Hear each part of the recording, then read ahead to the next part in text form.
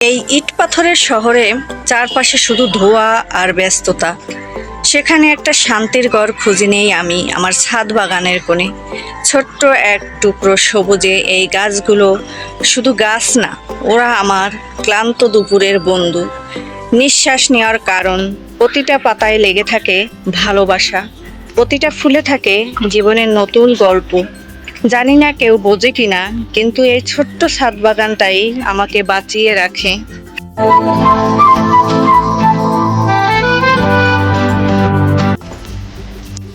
আসসালামু আলাইকুম everyone, welcome back to my channel Khadija lifestyle. কেমন আছেন আপনারা সবাই? আশা করি ভালো আছেন, আমিও আলহামদুলিল্লাহ ভালো আছি।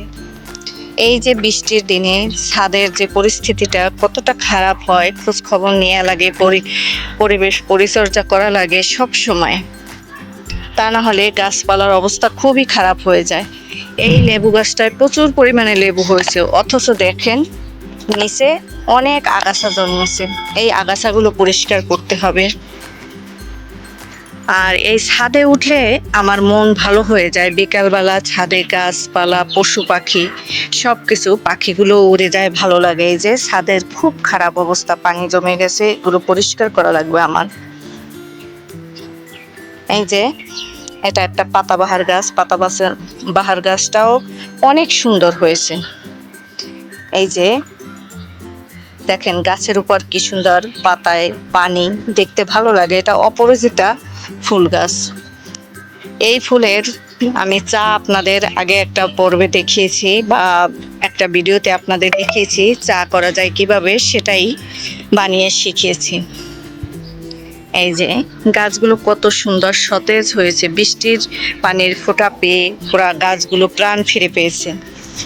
আজকের এই ব্যস্ত জীবন, কংক্রিটে বন্দি শহর আর যান্ত্রিক যাপন, সব কিছুর ভিতরে কিছু মানুষ তাদের মনের কোনায় একটু সবুজ খুঁজে নিতে চায়। আর সেই খোঁজের সবচেয়ে আপন ঠিকানাই হয়ে উঠতে পারে একটি ছাদ বাগান। যার যার ছাদ আছে, সে একটু ছাদ বাগান করে নিতে পারে। এটা আমার পেয়ারা গাছ ছাদে।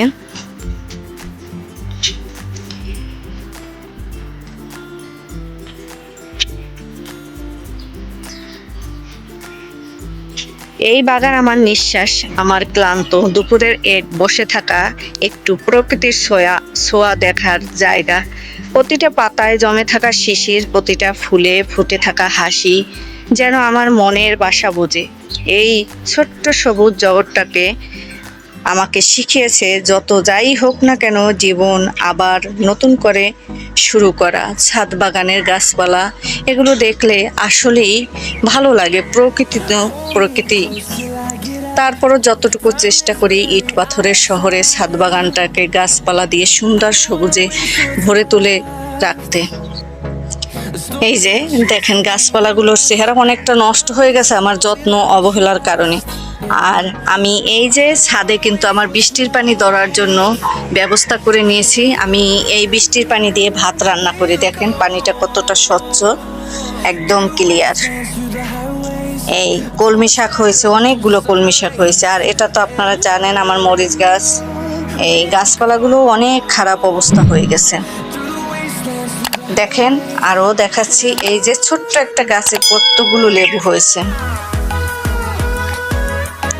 মেহেদি গাছটাও প্রাণ ফিরে পেয়েছে। এই বর্ষার দিনে গাছপালাগুলো খুবই প্রাণ ফিরে পায়। এই যে কাক মশায় উঠে বসে আছে, কাকগুলো দেখেন। এই যে পাখিগুলো উড়ে যায়। আসলে পাখির কলরব শব্দে খুবই ভালো লাগে ছাদ বাগানটা।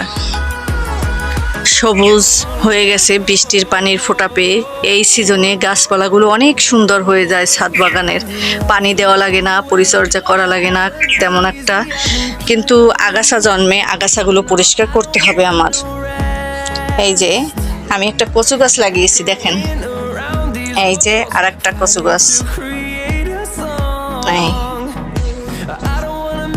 ওয়াও, একটা ফুলও ফুটছে আমার গাছে, গোলাপ ফুল। অনেকদিন ধরে ছাদ বাগানে আসি না, বুঝতে পারছেন, সেই জন্য। আর এই যে আমার এই ছাদ বাগানের গাছটায়, এই লেবু গাছটায় প্রচুর পরিমাণে কত বড় বড় লেবু হয়ে গেছে, লেবু ঝুলে দেখেন, অনেক লেবু। বিশেষ করে লেবু গাছগুলোই বেশি, আর লেবুও ধরেছে। এই এই যে পাট গাছ,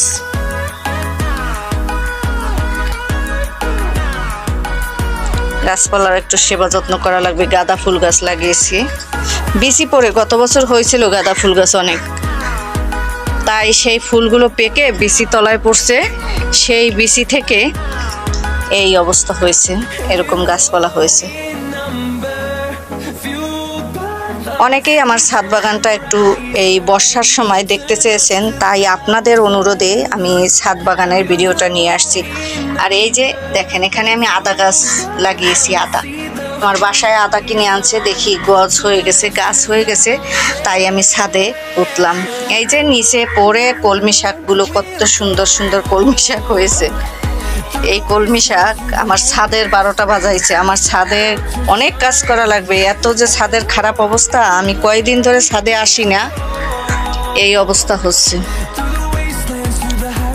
আসলে ছাদ বাগান একটা প্রকৃতির ছোঁয়া। এই যে ইট পাথরের শহরে আমরা আসলে সবুজ মোটে দেখতে পাই না, গাছপালা নাই, সবাই ব্যস্ত, সবাই শহরে কাজ বাজ এই নিয়ে। তারপর যদি ছাদে নিজস্ব যদি একটু ছাদ থাকে, সেখানে ছাদ বাগানে গাছপালা লাগালে সেই গাছের পরিচর্যা করতে কিন্তু খুবই ভালো লাগে। আর একটা জিনিস আপনাদের সাথে শেয়ার করি, এই যে বৃক্ষ মেলা থেকে আমার হাজবেন্ড এই কাঁঠাল গাছটা কিনে নিয়ে আসছে। কাঁঠাল গাছটা অবশ্যই এখানে লাগাবে না, ছাদে উঠে লাগাইছে, কারণ সময় নাই, তাই সে ব্যস্ততার জন্য একটু বাহিরে গেছে, এসে তারপর গাছটা লাগাবে, সেই জন্য। আর আমার এই যে ড্রাগন গাছটা ছাদের উপরে উঠে গেছে। গত বছর একটা ড্রাগন হয়েছিল, এবছর মনে হয় নাই, দেখতে পাচ্ছি না, কি হলো জানি না। এই যে একটা কাক এই উড়ে গেল, কাক বসে আছে দেখেন। আর এই যে আসলে বিকালবেলা ছাদ বাগানে উঠে ভালোই লাগে, উপর থেকে গাছপালা, ঘর বাড়ি, এই যে রাস্তাঘাট, এগুলো দেখতে ভালো লাগে। যে আমার বাসার সামনের রাস্তাগুলো দেখেন, পানিতে টইটম্বুর মাঝখান থেকে রাস্তা। এই কাজ করতে যে এই রাস্তার অবস্থা, 12টা বাজিয়ে ফেলছে। এই যে পাখিরা আকাশে উড়ছে, অনেক পাখি আসে, কতক্ষণ পর পর এক এক জাত পাখি ওঠে। ওই যে আপনাদের দেখাচ্ছি আকাশে।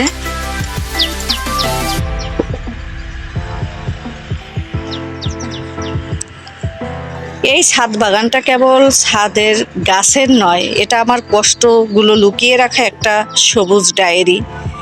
যখন কেউ বোঝে না, তখন এই পাতাগুলো বুঝে। যখন মন ভেঙে যায়, তখন একটা ফুল চুপচাপ দাঁড়িয়ে থাকে। জানি এই গাছগুলো কথা বলে না, তবুও যেন ওদের নীরবতা অনেক কথা বলে।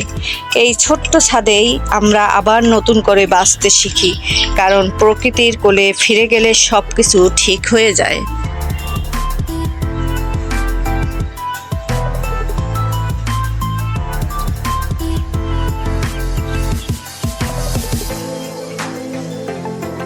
এই যে চেয়ারগুলোতে পানি পড়ে আছে,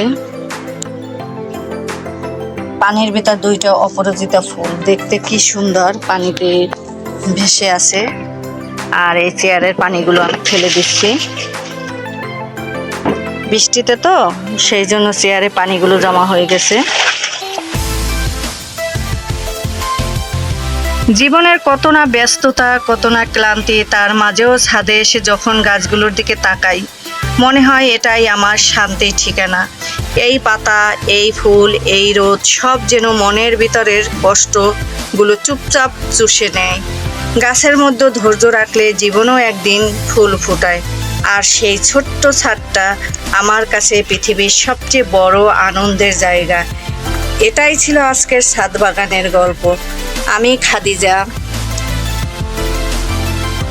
আবার আসবো জীবনের আরেকটা গল্প নিয়ে, বা ছাদ বাগান নিয়ে, আরেকটা কোনো টুকরো নিয়ে।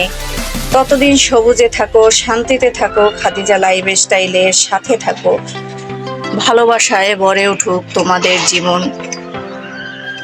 আমি এই ভিডিওতে ভয়েস দিতে গিয়ে যদি কোনো প্রকার ভুল ভ্রান্তি হয়ে থাকে, কারণ আমি ভিডিওটা একবারই ভয়েসটা দিয়েছি এবং ভিডিওটা করেছি। তাহলে ক্ষমা সুন্দর দৃষ্টিতে দেখবেন আর ভিডিওটি সম্পূর্ণ দেখবেন। ছাদ বাগানের ভিডিও যেহেতু একটু বড় হয়েছে, কিন্তু ধৈর্য সহকারে যদি আপনি দেখেন, আশা করি আমার ভিডিওটি ভালো লাগবে। সবাই ভালো থাকুন, সুস্থ থাকুন, আরেকটা ভিডিওর অপেক্ষায় থাকবেন। আমি 2 দিন পরে পরে একটা নতুন ভিডিও দেই, প্রতিদিন দেই না, কারণ সবাই একদিনে ভিডিওটা দেখা শেষ করতে পারে না। সেই জন্য 2 দিন পর পর একটা ভিডিও আপলোড দেই। সবাই আমার সাথে থাকবেন, ভালো থাকবেন, সুস্থ থাকবেন, নিজের প্রতি খেয়াল রাখবেন। আল্লাহ হাফেজ।